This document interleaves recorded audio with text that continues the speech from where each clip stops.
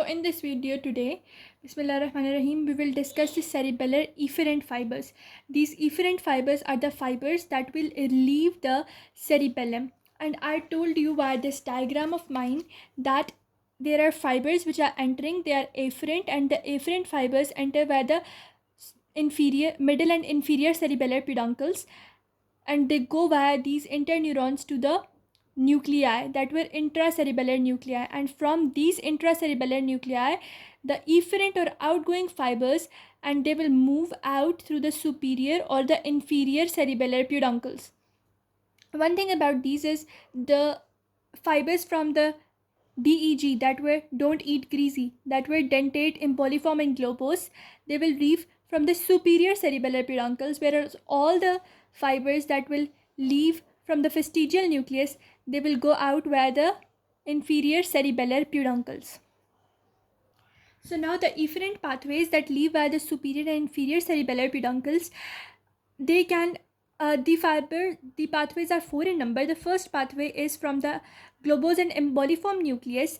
The second pathway is by the dentate nucleus, and the other two remaining pathways, they are via the fastigial nucleus.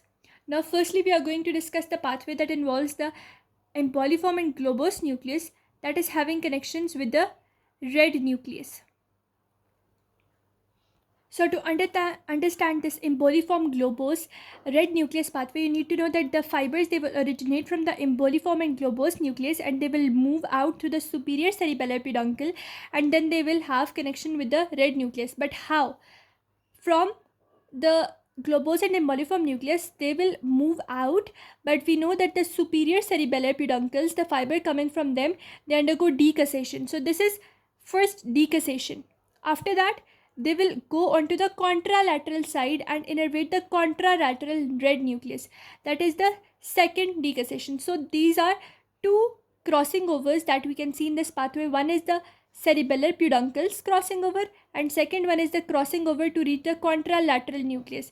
And you know, whenever there are two crossing overs, so what will happen? The first and the last thing will be the same. So this cerebellum is now going to innervate the same side. So this is going to innervate now the same side. How? You can see these emboliform globose nucleus, they're going out to this superior cerebellar peduncle, and they are having connections and with the red nucleus, and from here the rubrospinal fibers are going downward, and you can see this pathway was this whole pathway. So it is innervating, so this portion of the cerebellum is innervating the same side of your body.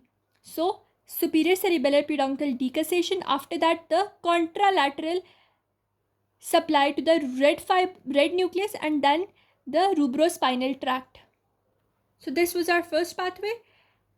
From these two nuclei, they move via superior cerebellar peduncle.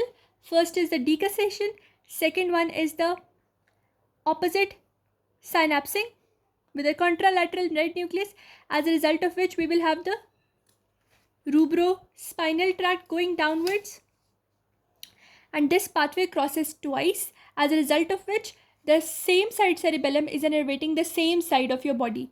Now the second pathway is the dendrothalamic pathway, and this pathway is also moving out to the superior cerebellar peduncle.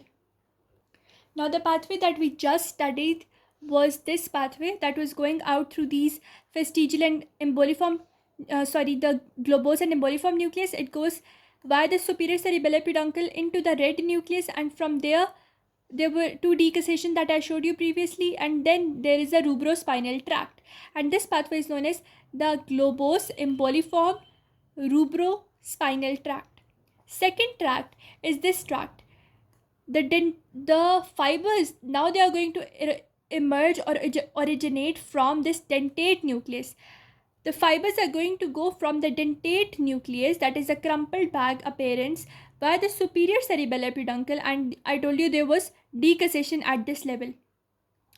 From there they are going to innervate thalamus, because this pathway is known as dendrothalamic pathway. From the thalamus they go via the internal capsule, posterior limb and corona radiata to the cerebellar cortex. Now from the cerebellar cortex, they are going to be the fibers which are known as the corticospinal fibers, and they will move downwards. And there will be a crossing over at the level of the spinal cord. So one crossing over was at the level of superior cerebellar peduncles, other is at the level of the spinal cord. So two crossing overs cancel each other, and the cerebellum on the same side is innervating the body on the same side. So this was the dentothalamic corticospinal tract, and this tract was the globose emboliform rubrospinal tract. These were the two tracts that were moving out through the superior cerebellar peduncle. So now I told you that the vestigial nucleus has two pathways, and both of them will move out to the inferior cerebellar peduncle. Now one pathway is the vestigio-vestibular pathway, and other pathway is the vestigio-reticular pathway. So now in the first pathway, that is the vestigio-vestibular pathway, the fibers are going to emerge from the vestigial nucleus, move through the inferior cerebellar peduncle, move to this vestibular nucleus, and from that the fibers are going to go down in the spinal cord as the vestibulospinal tract. This was the vestigio-vestibular nucleus or vestigio-vestibular pathway. Second one is the vestigio-reticular pathway. This pathway emerges from the vestigial nucleus, moves through the inferior cerebellar peduncle, innervates the reticular formation, and from the reticular formation the fibers are going to come downward as the reticulospinal tract. So these are the two pathways related to the vestigial nucleus. One thing about these pathways is there is no crossing over in these pathways, and these vestigial nucleus that are emerging from the same side of the cerebellar hemisphere are innervating the same side of the spinal cord. There is no crossing over, like there was crossing over in the dentate, emboliform, and globose nuclei. So now, overview, efferent pathways, these two pathways are going to move out to the superior cerebellar peduncle, and because the peduncles undergo crossing over, so there will be crossing over twice to cancel the crossing over, because cerebellum innervates the same part of your body. So from the emboliform and globose nucleus, the fibers are going to innervate the red nucleus, and similarly they are going to go down as the rubrospinal tracts. If you don't understand it, repeat the video and watch it. You will get the idea very soon. Then you have this pathway from the dentate nucleus. That was the dentothalamic pathway that goes in from the dentate into the thalamus, then into the cortex. Then from the cortex they come down as the corticospinal tracts. Both of them were coming out of the superior cerebellar peduncle. One was this crossing over, other had the crossing over at this level, and the dentate nucleus, the crossing over was at the spinal level. Now the vestigial nuclei, both the vestigial pathways are going to move out to the inferior cerebellar peduncle. One pathway is the vestigio-vestibular pathway, and from the vestibular it goes down as the vestibulospinal. Similarly, the other pathway is the vestigio-reticular pathway, and this moves down as the reticulospinal tract. Always remember, the fibers emerging or moving out from the cerebellum, they are going to innervate the same part of the body. If these are two cerebellar hemispheres, the fibers from this side are going to innervate this portion of your body, the left portion of your body only. Similarly, the fibers from here, they are going to innervate only the right portions of your body. So this is ipsilateral innervation. Now the functions of cerebellum, there are three main functions: coordination, tone, and posture and balance. One thing you should know, that cerebellum is never going to originate or initiate any movement. It is going to coordinate the movements only. It is going to help the cerebral cortex plan the movement and execute them in a very flawless manner. The whole pathway is written over here, how the afferent fibers are coming, how the interneurons, they are projecting them to the deep cerebellar nuclei, and from them how the efferent fibers are going out. I have explained. So the whole thing that I explained by these diagram, it is written over here. And how the efferent fibers are going to come from superior and inferior cerebellar peduncles, etc. Now the cerebellar output fibers, it is conducted via the descending pathways, because these output fibers are rather motor fibers. One thing other is that these descending tracts, they do not exert their pathways or descending tracts do not exert their functions directly. Rather, I told you it will be an indirect manner. They will, these cerebellar pathways, they will go to certain nuclei.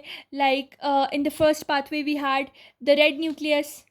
So the fibers, they are not going to go to the spinal cord directly, but there are certain nuclei interposed in between them, and these nuclei are helping hands, and they help in indirect motion. Like in the first one we have red nucleus, second one we have thalamus, third vestibular nucleus, fourth reticular pathway. So these cerebellar pathways are going to exert their effects indirectly through these intermediate nucleus.